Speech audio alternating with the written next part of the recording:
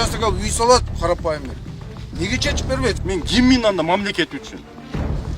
Анда мен бул жака келбей Россиялап жүрө бербейм, Россиянын гражданын албайм ошол жерде. Кыргызстанда 2025-жылдын 1-июлуна чейин жер мунапысын колдонуу мөөнөтү аяктайт. Бул мөөнөткө чейин жарандар мыйзамсыз пайдаланып жаткан жер тилкелерин мыйзамдаштырып алууга мүмкүнчүлүк алышат. Жерге мунапыс берүү бир жолку акция болуп саналгандыктан, бардык кызыктар тараптар жергиликтүү мамлекеттик администрацияларга же шаарлардын мэрияларына кайрылып тиешелүү документтерди тапшыруусу керек.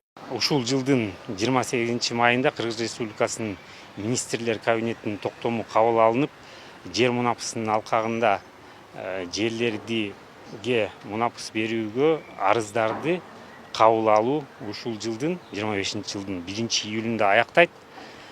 Белгилей кетчү жагдай бул 1-июлда арыздарды кабыл алуу гана аяктайт. Ал келип түшкөн, буга чейинки келип түшкөн арыздардын жол жоболоштуруу жагы андан ары улантыла берет. Жер мунапысы башталган күндөн тартып, жалпы республика боюнча 2025-жылдын 30-майына карата мунапыс алууга жарандардан жалпы 170.626 арыз келип түшкөн. Анын ичинен жергиликтүү ыйгарым укуктуу органдар тарабынан жарандарга жер участогун бекитип берүү жөнүндө 76.482 чечим кабыл алынды. Жер агенттиги тарабынан жер участогуна болгон жеке менчик тууралуу 64.599 мамлекеттик акт жана 43.267 техпаспорт берилген. Мунапыс жүргүзүлгөн жерлердин жалпы аянты 10.325 гектарды түзөт. Ошол күндөн тартып бүгүнкү күнгө чейин 3 жылдын жүзү болуп, 3 жылдан да ашык болду. Арыздар кабыл алынып, жерлерге өз билемдик менен атайын үй куруу үчүн бөлүнбөгөн башка максаттарда берилген жер участоктарына үйлөрдү мыйзамдаштыруу болуп келе жатат.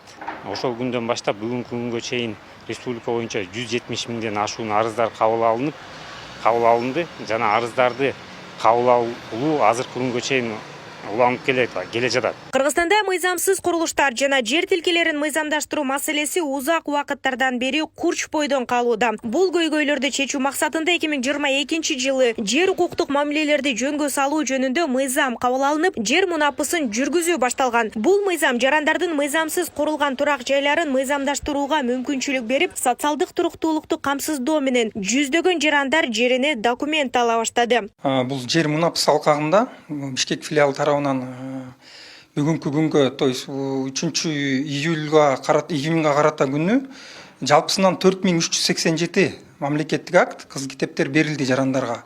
Анын ичинен бөлүп айтсак, Ленин району боюнча 1634 мамлекеттик акт, 1-Май району боюнча 1236 мамлекеттик акт, Свердлов району боюнча 1318 жана Октябрь району боюнча 1999 мамлекеттик акттар берилди. Белгилей кетсек, 2022-жылдын 5-апрелинде президент Садыр Жапаров кол койгон документке ылайык жерге статусту мыйзамдаштыруу башталган. Бул чечим 2021-жылдын 1-декабрына чейин курулган, бирок расмий документтери жок турак жайларды документтештирүүгө багытталган. Мындай кадамдын негизги себептери 2010-жылдан кийин өзгөчө Бишкек жана Ош шаарларында мыйзамсыз курулуштардын саны кескен өскөн. Бул курулуштардын көбү айыл чарба багытындагы жерлерде жүргүзүлгөн.